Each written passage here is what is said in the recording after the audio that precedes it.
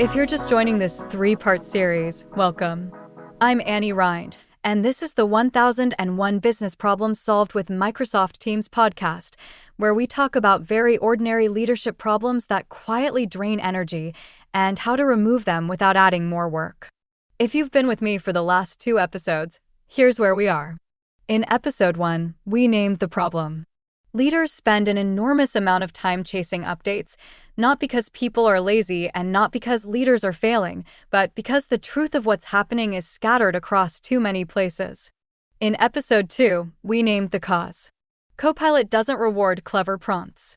It rewards clear structure.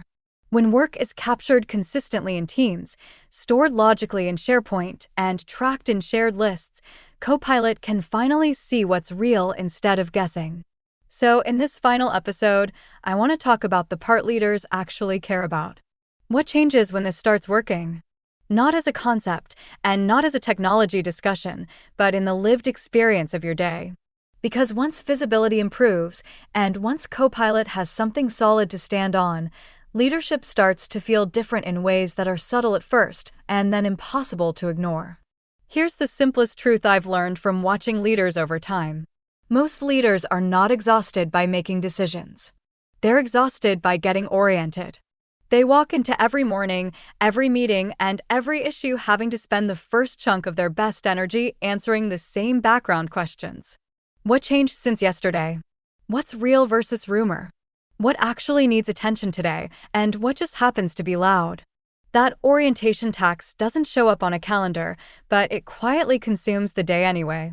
It shows up as longer meetings, more follow-ups, more just checking in messages, and that constant feeling that you're always a step behind. And even when everyone is working hard, that uncertainty is stressful. The first major shift that happens when visibility improves is this. Leaders stop spending their day assembling reality, and they start spending their day applying judgment. That's what leadership was supposed to be all along. You see this shift most clearly in meetings. When visibility is low, meetings become a tax on uncertainty.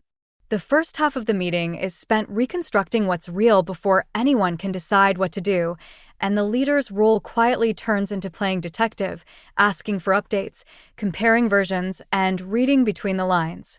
But when work is captured in shared places, meetings feel different. When conversations live in Teams channels, when the current documents live in a SharePoint library everyone trusts, and when commitments and status updates live in shared lists, leaders walk into meetings already oriented, not because they memorized a dashboard, but because the story of the work is visible. This is where Copilot becomes genuinely useful. A leader can start the day with a short conversation that sounds less like a search engine and more like a real assistant. You might ask for a quick overview of what changed since yesterday in operations and maintenance, specifically looking for anything that could become a surprise. You might then ask Copilot to zoom in on a delay, explain what caused it, what it impacts, and what the current recovery plan looks like. From there, you can ask for the earliest realistic recovery date based on what's already been committed to, and finally ask Copilot to draft a short note to the leadership team outlining what changed, what's being done, and what decisions are needed. What that conversation does is not replace leadership. It compresses orientation. It takes information that already exists across Teams conversations, SharePoint libraries, and shared lists, and helps the leader see the shape of the day faster. So when the meeting starts, it can start where it always should have started, with what's real, what matters, and what decision needs to be made. Meetings get shorter and sharper, not because people talk less, but because the meeting is no longer being used as a substitute for visibility. The second shift is quieter, but just as important. Leaders stop depending on who they happen to talk to. When visibility is low, leaders unintentionally lead by proximity. Whoever they bumped into that morning, whoever replied fastest, or whoever sounded most confident often becomes the truth of the day. Even good leaders fall into this pattern, because when information is scattered, the fastest path to clarity is often another person. When work is captured in shared places, that dependence fades. Leaders are grounded in what the organization has actually recorded, not in who happened to be nearby. That changes fairness, consistency, and trust because decisions are anchored in the work itself rather than hallway conversations.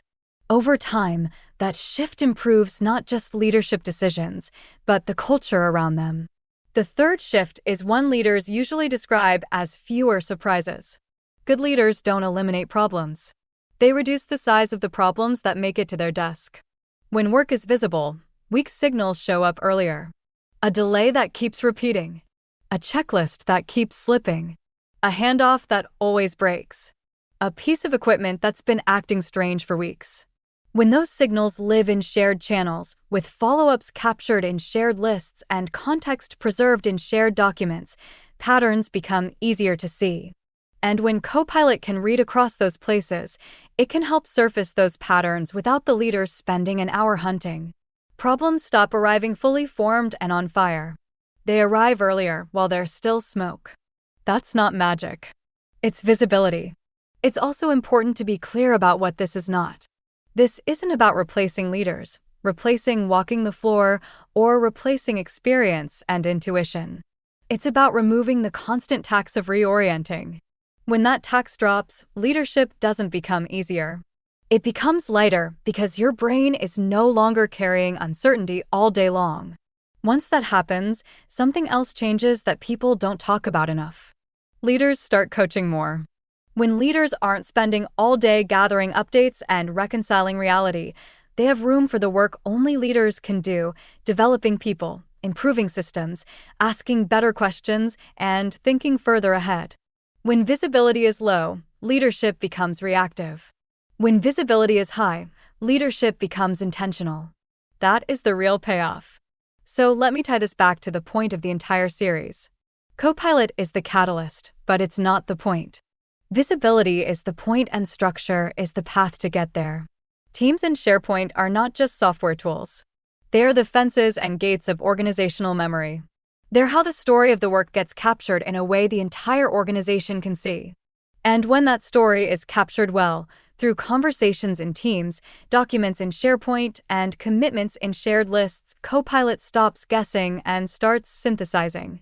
It becomes less like a flunky who sometimes gives vague answers and more like a reliable assistant who helps you get oriented quickly so you can spend your time on judgment. That's why, when we help organizations, we spend so much time on structure. Not because structure is exciting, but because it's foundational. Copilot can only be as useful as the clarity you give it to work with.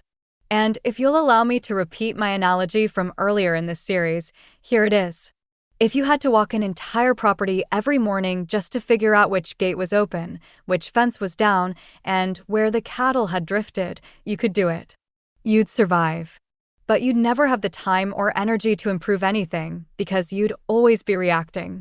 Now imagine that property is designed to be seen, with clear lines of sight, simple markers, and the important information recorded. You still walk the land, because you should, but you're no longer walking it just to get oriented. You're walking it to lead. That's what visibility does for modern organizations. It doesn't remove responsibility. It removes unnecessary uncertainty. And that changes how leadership feels. So here's the bottom line of this 3-part series. If your organization isn't designed to be understood, then understanding it will always require another meeting. That choice existed long before Copilot. Copilot just makes the cost of ignoring it impossible to miss. And with that, I want you to take this series to heart and consider how you might improve your organization's information and communication structure so that Copilot can become your trusted 24-hour advisor rather than just an ordinary helper who sometimes gives incomplete answers. This is Annie signing off. I'll see you next Monday.